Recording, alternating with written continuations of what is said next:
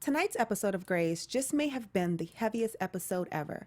Jo and her mom both break their silence after all these years. Little Tuck may not be so little anymore.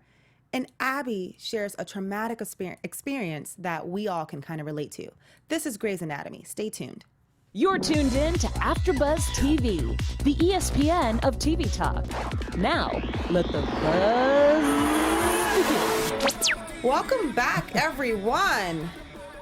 As I said earlier, this is one of the heaviest episodes ever. Crazy episode. So my energy may not be as lively or as up there. If you're tuning in for the first time, I'm Elayna, and to my left, I have Benny, who are so excited to join the panel. Benny is new to the Grey's Anatomy panel, and he's going to bring great perspectives because, like all of us, he's a super fan. I am a huge fan of Grey's Anatomy. This is my first show. I am very excited to be on the panel, and yeah, I can't wait to talk. What an episode to come in on. Like, if you're going to come in mid-season, this is just a very hard episode to come into. This was definitely, in all of the years that I've been watching the show, this was the hardest hitting episode that I have ever seen. It was intense.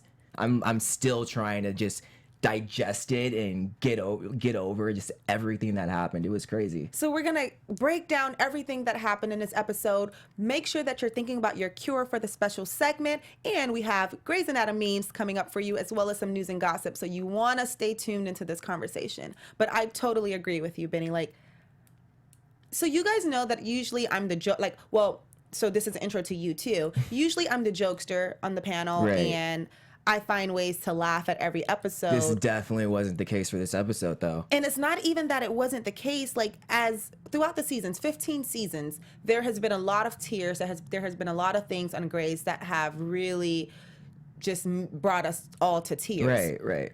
I never have actually physically cried during the 15 seasons of Grey's. I even got emotional. Like, this was so tough. It was so graphic, and it was so real, and I feel like it's something that they really haven't done before, and that's what I really liked. I mean, so let's just put it out there.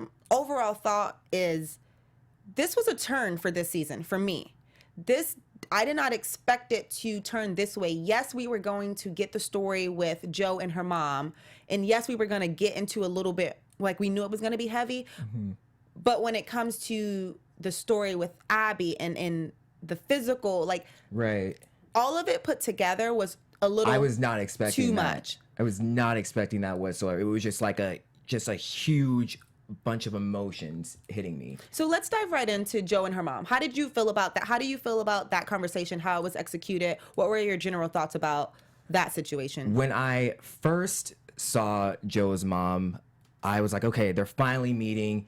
Hopefully it'll be a good reunion. I know it's going to be a little awkward, but when she first met her, it just seemed like she wanted nothing to do with her. So that's when I was like, okay, she's wrong for doing this. You know, her daughter has gone out of her way to try and meet her, and she's kind of just brushing her off. But then as the episode started moving forward, more layers start coming off, and you start seeing that, you know, she had her own issues when she had Jo.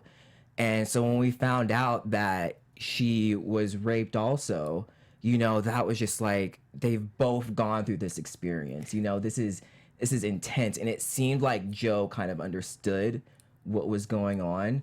But at the same time, she was still mad that her mom gave her up because she still had options. And she had a right to be upset. So with Jo and her mom, whose name is Vicky, it was interesting to me because I totally felt where Jo was coming from. I understand her being mad, especially walking into the situation. I wasn't surprised, though, for her mom to say that she was raped when she got pregnant with Jo. I called it in my prediction. I was shocked. I called it in my prediction idea. last episode. If you guys are in the chat, if you remember, it's loading. I'm having a little trouble pulling it up, but we definitely want to hear from you. One, give us your overall thought about the Jo and her mom situation. And two, let me know if you remember, like, when we went through predictions last week, did any of you see this coming? Because Grey's gave us a sensory advisory saying, warning, it's going to be something. Right. So when they gave us the warning, I automatically just thought it was going to be Jo and her mom. I didn't even think that it would be another factor that they would add into that, which was phenomenal. Right. So trying to wrap my head around all of that, even with Jo and her mom, I understood where her mom was coming from, but we have been married to Joe as a person, as a character on the show. So it was really hard for me to take a side. I kind of went towards the mom side. Really? I kind of went to, before I was all with Joe, but just after hearing her story, it was tough, you know? She was raped. Joe's father is the rapist. And it was just so intense to watch. She didn't know what to do with her life. Her self was taken away from her once that moment happened. And at the same time, I do get where Joe is coming from, but I still understand where her mom is coming from also. Well, that's a very interesting perspective. And I think part of it is, though, even when we were watching it, you were trying to digest what it was. Right. So I don't even know why I'm naturally, I don't know, in tune with the conversation that they were having. So I'm not going to say that I'm against Joe's mom. I definitely was there and I understood her story and I sympathized. She's definitely in the wrong for what she did, but she still has some type of reason for why she did it. Yeah, so I don't feel like anyone is necessarily wrong or right because of their stories. But I definitely do lean one way or the other. And I just want to know what you guys think. So do you feel like Joe's mom was in the wrong? Do you sympathize with her more? Do you understand both sides? Let us know so that we can talk more about it. I guess my point of view is just none of us can really know what it's like to go through the situation that Vicky has gone through. Exactly. So I've never had to have sacrifice a child because of the resentment because that child came from a rapist. Right. You know what I mean? So I can't say, oh, Joe's mom's wrong for this. However, in the conversation, Joe made up a good point. Like, because you can tell that Joe felt for her mom, her birth mom, but naturally she's upset because she had a very hard life. Right. And Joe literally said, if you were going to do that, like, that's fine, but at least find me a home for someone to love me. Like, put me up for adoption. That's not the problem. It's not that you left. It's that you threw me away like trash. No, I agree. I completely agree. And one thing I really like about Joe is she is such a strong woman. She is such a strong character. She's been through so much in her life, and she's been able to pick herself up, get on the right track. And again, I think that's why there's still part of her saying to her mom, you know, why couldn't you do this? Why couldn't you do that? Because look at me, look at where I am now. She even said to her mom, you know, I have a good life. I have a good job. And before all that, I was coming from complete crap. Yeah. But she was able to lift herself up and go in the right direction. So we have some people in the chat who are agreeing. Fantastic Family Adventure said it would have been better if she'd taken her to an adoption agency, but she's not wrong for giving her up. And I totally agree with that. Like, so again, I don't think that there's any right or wrong. This is hard. Like, this is... Oh, it's very hard. It's a tough decision to go through. And these are some people's real stories, which is why we love Grace, because they're always finding a way to bring us in, make us feel like we're seen and like we're heard, because I know a few people who've been in this situation. Exactly. And this episode came at such an important time with what this country is going through, you know, with the Me Too movement and everything else going on. So it was a great piece to watch, and just to try and understand, like, if you don't really know anything about what happens to people who are sexually assaulted or who are raped, this was the perfect episode to watch, just to see the emotions that people go through. So what I can say is, though I'm like, you know, on the fence in between and very much so sympathize with Joe, Vicky had a moment in their conversation where she talked about having been raped, what the situation was, when her life changed, when she lost her mind, and Joe took offense to it because she was like, you mean when I was born? Right. And she was like, no, when I was raped. And I think that depending on how we all grow with the show, we can be a little skewed in how we see, in our perspective of how we see the situation, because we love Joe so much and we want to see her win and we want to see her happy. But on the other hand of that, we cannot completely disregard what Vicky went through and what she's feeling and how it is to see Joe again. Right, because she said something where she said the whole 9 months she was pregnant, she was a completely different person. That rape completely turned her. It took away all of her happiness. It took away, the woman that she once was. But I did like when she said, the moment I became myself again is when I gave birth to you. Yeah. And that was, I literally I had to like, suck it up, Benny. Because I was so nervous that she was going to say you were born, and I didn't feel the immediate connection. I thought she was going to say that. And as soon as she said that, I was like, thank you. Yeah. Thank you. So that definitely was a positive from the conversation. At least, Joe now has the information where she can say, well, my mom did love me, but she couldn't stand the side of me. She couldn't face me. And I understand. And Joe even revealed, a secret that none of us knew. No, I was like, wait, did I miss this? And I tried to sit and think. So it's about her abortion. Please let us know in the chat room if you remember this ever coming up. Because she said that this was the first time that she had ever brought it to our attention. And I do not remember her saying that whatsoever in any previous episodes. I vaguely remember something. And I don't know if I just remember her being abused and being kicked, like when her rib was broken. And I'm assuming, because that's when she said she was pregnant at the time. She was 7 weeks pregnant or whatnot. So I don't know if I'm remembering the part where she was abused, or if I maybe made up the part that she was pregnant, or if this was new to me. But for her to even have that vulnerable moment and to share it with Vicky in that moment, like, Joe's grown. And I think the reason why she shared that with her mom, I think it's because she sees a connection. She sees that her mom went through what she went through in the past. She knows the hurt that she had when it all happened. So why do you think she's having such a hard time being back from the trip and communicating with Karev?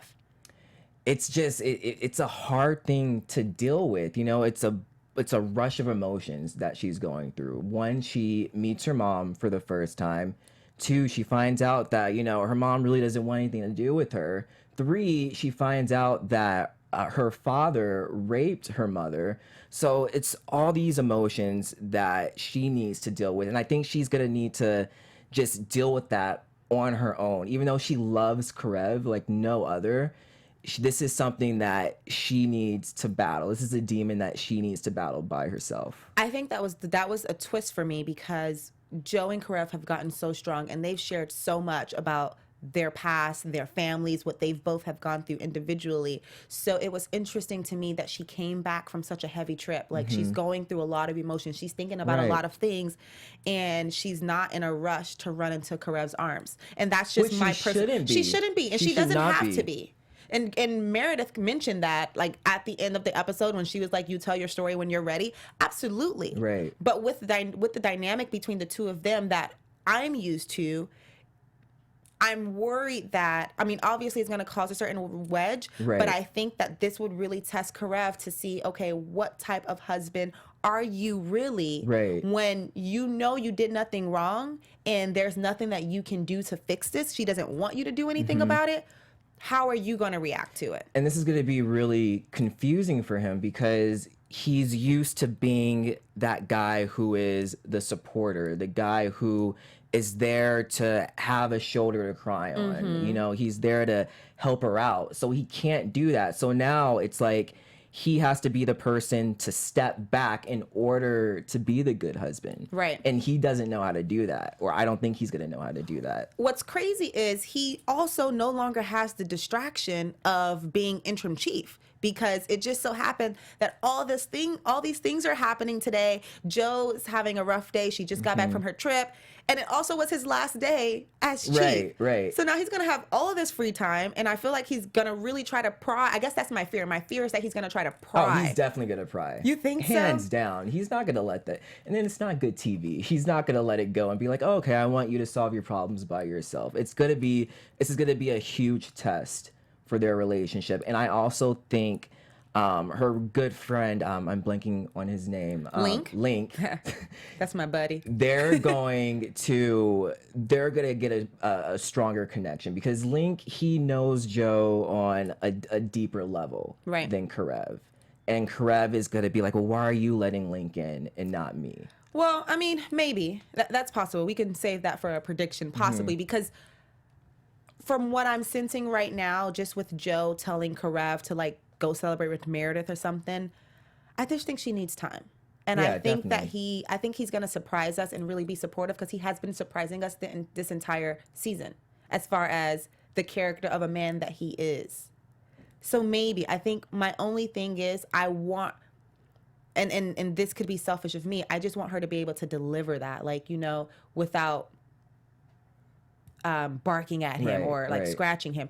And I guess you really don't know how you're going to react in these situations. But I kind of want her to be like, look, babe, not right now. I really need space until I could get my mind straight. Right. And you know what? After this is all over, I do think Joe is going to come out of this much stronger, a much stronger woman. You know, we're so used to seeing her as this, you know, happy, peppy person. And this episode, it was a completely different Joe. So I think she's just going to have to go through her battles and become, you know, that strong woman that she knows that she can become. Absolutely. Well, before we move on to the next topic, we just really want to thank you guys for making us the ESPN of TV talk. And we so love being at AfterBuzz. It means a lot to us, but we can still really use your help. So if you're watching at home on YouTube, please go ahead and hit the subscribe button so that you can receive notifications about all of these wonderful conversations, especially about our favorite shows, Grays, and other TV dramas. Go ahead and hit the thumbs up if you're enjoying this conversation. And if you like Benny as a new addition to our panel, if you're listening on iTunes, go ahead and give us a 5-star rating. That could really, really help us and boost our ratings and help bring more fans who love our show together. Being at AfterBuzz means a lot, and I get to have this experience where I get to share my heart over TV that I love, over characters that I have grown to adore, and I can't imagine doing anything else. So thank you so much. We so appreciate you. And yeah, hit the subscribe button. I mean, because when you leave out of the environment of Grey, so when you're watching an episode and you leave from it and you try to talk to your friends about it or anyone else, Right. it's not the same. Oh, it's not. It's definitely like It's not the same. So outside of Joe and her mom, we get into a very hard patient in the hospital, Abby. Abby comes in and she tries to be very nonchalant and Right. quiet about her situation. It was as if she was almost just numb. Yeah. She was just numb from everything. Even what she was listening to, it just seemed like she could barely hear anything. And I love that the show kind of zoned it out for us too. Yes. Like we heard the muffled talking, so we didn't know We what could was going on. feel what she was going through. How do you feel about that whole situation? Because I remember you when we watched it together, and obviously it was a lot of information and a lot was going on. So overall, how do you feel about? I think the writers did a phenomenal job with this. You know, like I said before, I've never seen an episode like this where they gave you so much information about what happens when someone is sexually assaulted or raped. They went into full detail, like what goes on when with the rape kit, which I had no idea. And so that was a learning lesson for me. And it was very detailed. It was very graphic. And I just thought it was a great thing to watch and to be informed about. And it was tough. I'm not gonna lie. It was very tough to watch. There were some uncomfortable moments, but after watching that, I just had a great appreciation just to learn and see what happens. Right. Pam in the chat room says this was hard. The damage on Abby's body. Whoa. And It was intense. I can relate to that because as we saw the bruising and she unraveled the scarf, and so this is where I got choked up when I saw the bite mark on her shoulder. It was so intense, it was so in depth that I didn't even have to see the assault to feel the intensity of the pain and what she had gone through. And even Abby was being really strong about it. Like she was shaking up. I loved that part. As soon as Abby saw the bruises, you could see it in her face. She was like, I got you. I've been through this. When Joe saw her bruises. Yeah, when Joe saw her bruises, you could see it in her face. You know, she was like, I got you. I've been through this. I'm going to help you out. I know what you're going through. The fact fact that this is Joe's first patient coming back from her mom after her mom just told her that she was assaulted, and Joe to be in that position and be supportive to Abby, to say, I'm not going to let you go. I'm going to be right here. And even to communicate with her in a way where she shared some of her stuff so that Abby can see a full circle and say, okay, yes, I want to do the rape kit. Right. And even with that whole thing, so you were talking about how you didn't know how intense it got with the rape kit. I knew all of that, but what I didn't know is that every step of the way, the patient or the victim has to give consent. Yeah. That makes it so much harder. Right. You're pretty much saying, you know, I give consent to this and that, and it was tough. It Every was very step tough. of the way, you have to remember exactly what happened to you, because they're going to go to your arm and they're going to measure this bruise. And every time they move to a different part of your body, I'm sure a flashback is You're playing. remembering every single thing that happened to you. And you have to constantly say yes. Yeah, like, are you ready? Yeah, that was intense. I mean, again, thank you to the show writers Seriously. because wow, but also ouch. And another thing that just really spoke out to me was that she felt that people wouldn't believe her because she didn't want to do the rape kit at first. And she didn't think people would believe her. She was thinking that her husband thought she was going to cheat on him. Yeah. So The whole victim blaming monologue that Abby had was right on. So one, being that it's Women's History Month, bravo for that monologue. And Yes. especially when she was getting ready to go into the OR and all of the women that were was in the hallway. amazing. That showed Amazing. support. That was right on time for what we're dealing with. It was just a community and it was a buildup. And Teddy mentioned to Joe that, you know, that should be protocol because it's it's so traumatic. Right. But going back to Abby and her just talking about victim blaming, everything she said was true. As a woman living, walking the street, going day to day, you have to be cautious of if you are assaulted or molested, that people are going to say, oh, well, you were asking for it, or your skirt was too short, just as Abby said in the show, or you had too many drinks, or you were flirting with him at first. And it's like, I could be a woman and still be all of me and not be asking for anything.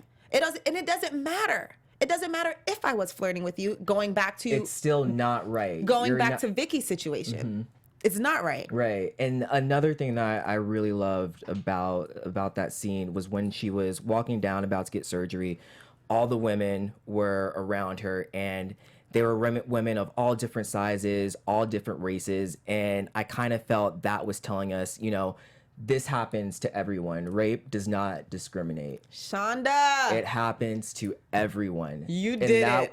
That gave me chills. Yeah. It gave me literal goosebumps. And I was just like, what else is going to come next after this? I mean, but okay, so Abby victim blamed, but even her explaining how she didn't want to do the rape kit because the rape kit would sit in the back of a police station and etc. That's also the reality of a lot of women. Sometimes I don't want to go forward because it's going to be so much harder and I'm going to have to relive the process, but no one's going to be on my side. No one's going to believe me. No one's going to actually take a stance for me and bringing justice to the situation. Right, and in their mind, they're probably saying, you know, why go through all those problems where I could just bury it, try and forget about it, but you know, it's never gonna go away. Ever. It's even after, you know, you fight it, it's still gonna be, that's always gonna be something a part of you, unfortunately. This was literally, this was my favorite episode this season. I am gonna be brave enough to say this was my favorite episode of the series. I mean,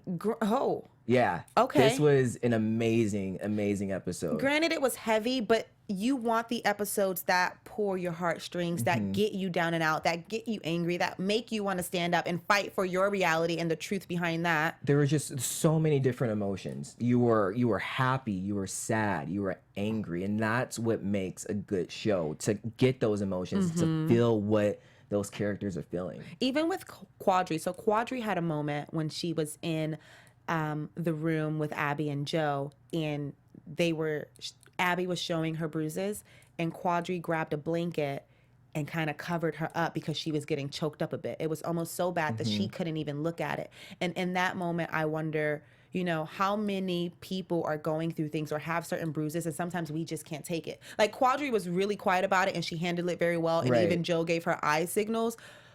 But also, this is her job, and she can't even bear. Exactly. It's tough. It is a tough thing to watch. It is a tough thing to see someone going through that, or to hear someone who's gone through that. But one thing I really liked is all the women in this episode. They stood together. They were helping each other out, and that's what you have to do when someone is in that situation. The best thing you can do is just to be there for them the best way possible. I definitely felt supported as a woman. So if any women are in the chat room, let me know if you felt supported.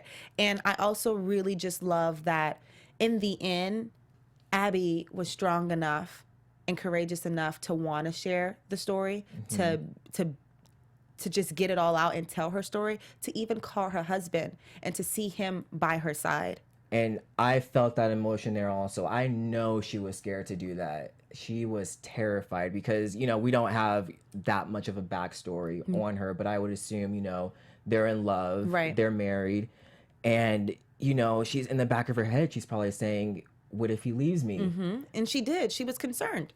She was like, what if he thinks that I cheated on him and I was trying to cover it up? And on the flip side of that, we also got, in the process of that, we got Tuck, who's all grown up. I can't believe he's that big. When is the last time we've seen him? I can't even remember. But he's huge. Yeah.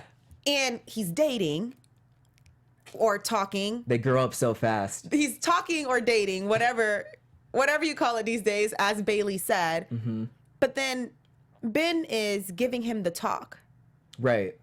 And he's giving him the talk while we're seeing scenes of Abby. Right. And that hit me to my core. Right. Okay, so I really like that part. That was an amazing part. The beginning where we first see Tuck, Ben, I wasn't real I was a little confused because we have this huge important storyline. Right. And then we're going to we're going to Tuck and hearing about, you know, how he's, you know, an adolescent. He's Right. not the best of teenagers. And so I was confused because I was like, why are we showing this? It's kind of taking away from, you know, this heavy storyline. But then towards the end, they pieced it together. I agree. So in the beginning, I had no idea where they were going to plug in Bailey, Ben, and Tuck. Right. But the way they plugged them in Amazing. was perfect. And let me Amazing. tell you why.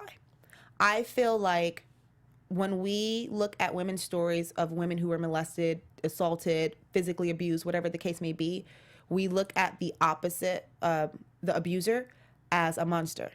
And we forget that these monsters were raised by people or not raised by people, should I say. So to see Ben have that conversation with Tuck and to try to raise him up touching. right, it was like, if we had more of this, how many more of our abusers could not be monsters? Like, how many Right. less abusers would we have in the world? Because you're not born as a rapist. Right. You're not born as an abuser. And honestly, it starts with the parents. You have to have that talk with your kids. You know, this is how you treat women. This is what you don't do to women. If a woman doesn't consent, then she doesn't consent. And I really loved how that was brought forward with that. The analogy I honestly may have to use, and I don't know if it's because I'm a sports fanatic, but before I get into the analogy that Ben used, I kind of want to know the other analogies that are used to kind of describe consent. But when he used a game and said, just like timeout, no matter what's about to happen, no matter if you're about to score, no matter how happy you are, if the ref says timeout, it's timeout. that was perfect. Yeah. Have you ever had the talk? Oh, of course. What was like the analogy? Was it the bird? Oh, no, that's sex. But as far as like consent, I guess. For me, it was just straightforward. You know, this is how you treat a woman. You treat her with respect. You don't disrespect her. She's always right. and yeah, it was just very simple and straight to the point. I'm so grateful that Bailey allowed Ben to have that moment with Tuck because she could have wanted to overpower it or say, no, I need to have this talk. But to see it coming from another man was impactful. Exactly. And I think it's why fathers are important to be in children's lives, because there are some things that can be communicated from a father to a son. Right. And a mother can also communicate it just as well. But the chemistry that I saw while watching it from my personal opinion, was this is why it's important. I felt that it was better to see Tuck's father explain that to him more than Miranda. I felt that Stepfather. was, stepfather. I know, I forget sometimes, so I'm like, I felt it was just way more impactful than if Miranda did it. Even though it still would have been good, it was just way more impactful with him saying it. All right, well, let's move into our cure. Special segment, the cure. Do you have your cure? Have you thought about it? I have it. Mine is very, very simple. It's There's our cure jingle. I like that. That was really cool. Mine is really simple. It's when they ask Abby if she's ready, and she says, "Yes, I am." And I really like that because, you know, she wasn't just saying I'm ready to go into surgery. She was saying she's ready to take control of her life again. She wants her life back. She wants to be the woman that she once was. And they gave me chills when I heard that. What a great, I didn't think of it And like it's that, so but that's a great simple, perspective. right? Yeah, It's that's so amazing. simple. I want to know your cure. If you are watching live and in the chat room, please go ahead and comment it now. My cure was the moment that Joe had with Abby when Joe said to her, you know, I can't imagine what you're, when Abby didn't want to do the rape, when she didn't want to get examined, and Joe was saying, I can't imagine what you're going through or what it may have been like, and Joe shared her story, and then she said, but one day you may change your mind, and I want you to have all of the resources and everything that you need in case you decide that later down the line you want justice. And that was the cure for me, because I feel that we all go through so many things, and we never really have someone in our corner for us. Exactly. So when we get to that point of, dang, I kind of wish I did do it so that I could put him away, it's too late. Right. So I love that moment, that support. And I felt like when the abuse was happening to Joe, she didn't really have anyone in her corner. So now she sees this other woman, so she can be that person to be in her corner and to help her out and say, look, this is what you can do. If you don't want to speak up now, at least do this. And then if you decide to later, you have all the resources available for you. Yeah. And I don't think anyone really told Joe that. Right. And she's learning and she's going through her process. Mikey in the chat says that his cure was when Teddy said to Joe, what you did today was not protocol and it should be. And I agree. And I think a lot of people in the chat are agreeing with that. And Sebast said that the entire episode was a 40-minute long cure. And I'm here for that too. Yes. It kind of was. Amen to that. It was. I completely agree with that. You know, you, like I said, you learned so much from this episode. It was crazy. And I do hope that people start kind of paying attention and helping women feel more comfortable and kind of making that a protocol. That would be a cure for the world. That would be amazing, especially during this Women's History Month. Exactly. Like I said, this episode came out. It was perfect timing. Everything that's going on in the world, it was insane. Let's go ahead and move into our Grey's Anatomy memes. So this is a segment where, oh, I love the siren. This is a segment where we pull up some of our favorite memes and we kind of get comedic relief. But tonight we wanted to do something different because tonight's episode was so heavy. So we feel like we all walked away exactly how these three memes describe. We came into the episode not knowing what to expect with a smile on our face, and we all were just torn apart at the end. So the first one is me at the beginning of Grey's Anatomy episode versus me at the end of Grey's Anatomy episode. I felt literally the same way. The next two are the same, just with different faces because it was so accurate. Look at the face for the second one. Me, every episode of Grey's Anatomy, like her face is red, like you just want to hide. And I felt like that. Watching it with you, I honestly felt like I wanted to be at home curled up in a ball. Right. And the last one is also Meredith, and it's basically saying me at the beginning of the episode versus me after. I literally, when we would go to the commercials, I had to like take off my headphones and just like digest everything and just like get like a little breather because it was that intense. It was tough. So shall we move into some news and gossip? Let's do it. Here it comes. Boom. AfterBuzz Right on TV point. News. I'm psychic. You're good. So we don't have much news and gossip for you guys today. However, we wanted to make note that on yesterday, March 27th, was Grey's Anatomy first appeared ever. So the first episode of the first season was on March 27th. I didn't even know that. And they paid tribute to it on their Instagram page, and the caption reads, on this day, Grey's Anatomy first premiered, and we think about this glorious day and get ready for an incredible new episode. We're enjoying the Grey's Anatomy's cookies. and there was someone who donated cookies to Sat. And on the second half of the news and gossip, just because of the extent of this episode, we really just wanted to reiterate the PSA that the team put out, the Grey's Anatomy team put out on our social media. So tonight's episode of Grey's Anatomy covers very important topics such as sexual assault. Some content may be triggering for survivors and their loved ones. Please use caution while watching or rewatching, and call the National Sexual Assault Hotline if you need support, and that's 800-656-HOPE. So if you are watching and you may have gone through a traumatic experience, such as in this episode, we definitely want you to seek help and know that you're not alone, and we are standing with you. And that's all of our news and gossip for today. Good stuff. Thankfully, it's not too heavy. Definitely just want to show support for anyone who may be triggered by this episode. And I love that they put that at the end of the episode, because it is something. It is important to know what you can do if you have gone through that situation. So very quickly, let's do predictions. Let's do it. I love these. And now, your AfterBuzz TV. In the chat room, let us know what you think is going to happen next episode, because I feel like it's just going to get deeper and deeper. So what's your prediction for next week? I think staying with Jo, I think she's not going to be her cheerful, happy self that we're used to seeing. Mm-hmm. I think that she's going to go through some stuff. She's going to take a step back and not really involve herself with Karev, and just try and figure out, who she really is as a person. Yeah. And also, I think this isn't the last time we're gonna see her mom. Oh, that's good. I agree. We're definitely gonna see more of her. We're gonna dive deeper into the relationship, and there are gonna be some bumpy roads ahead, but I'm hoping there's a light at the end of the tunnel, and everyone is happy and joyful. So my prediction is opposite to your last sentence. Really? I do not feel like the show next week is going to be happy and joyful. I feel like it's going to continue down this path where it's pulling our heartstrings and it's heavy, and we're leaving the episode crying. And that's just because they wouldn't introduce us to this and then leave us to go back for the love triangle or, more lovey-dovey stuff. Yeah. So my prediction is that it's going to get heavier next week, and more storylines are going to be brought into it.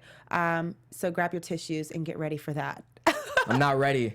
I am not ready. Let us know what you think is going to happen in the chat room. Even after we wrap up, go ahead and leave a comment on YouTube. Remember to subscribe and hit the like button. Thank you guys so much for tuning in. Thank you. Again, I'm Elayna, and you can follow me on all social media platforms at hey_it's_Lay.